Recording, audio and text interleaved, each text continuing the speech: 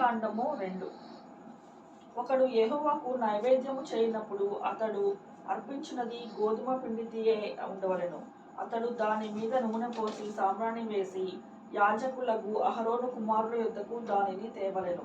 అందులో నుండి యాజకుడు తన చెరతో చేరెడు నూనెయు చేరెడు గోధుమ పిండియు దాని సాంబ్రాణి అంతయు తీసుకొని యెహోవాకు ఇంపైన సువాసన గల హోమముగా బలిపీఠములో అందులో ఒక భాగము జ్ఞాపకార్థముగా దహింపవలెను.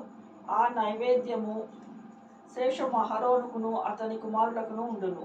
యెహోవాకు అర్పించు హోమములో అది అతి పరిశుద్ధము. నీవు పొయ్యిలో కాల్చిన నైవేద్యము చేయనప్పుడు అది నూనె కలిసినదియు పొంగనిది అయి గోధుమ పిండి అప్పడములే కాని నూనె రాచినదియు పొంగనిది అయిన పూరీలే కాని కావలెను. నీ అర్పణము పెనము మీద కాల్చిన నైవేద్యమైన ఎడల అది నూనె కలిసినదియు పొంగనిదై గోధుమ పిండిదియే ఉండవలెను. అది నైవేద్యము కనుక నీవు దాని ముక్కలుగా తుంచి వాటి మీద నూనె పోయవలెను. నీవు అర్పించినది కుండలో వండిన నైవేద్యమైన ఎడల నూనె కలిసిన గోధుమ పిండితో దానిని చేయవలెను. వాటితో చేయబడిన నైవేద్యము యెహోవా యొద్దకు తేవలెను. యాజకుని యొద్దకు దానిని తెచ్చిన తరువాత అతడు బలిపీఠము దగ్గరకు దానిని తేవలెను. అప్పుడు యాజకుడు ఆ నైవేద్యంలో ఒక భాగమును జ్ఞాపకార్థముగా తీసి బలిపీఠము మీద యెహోవాకు ఇంపైన సువాసన గల హోమము దానిని దహింపవలెను. ఆ నైవేద్య శేషము అహరోనుకు అతని కుమారులకును చెందును.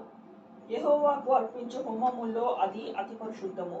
మీరు యెహోవాకు చేయు నైవేద్యమేనియు పులిసి పొంగని దానితో చేయకూడదు. ఎలా అయినగా పులిసినదైనను తేనె అయినను యెహోవాకు హోమముగా దహింపవలెదు.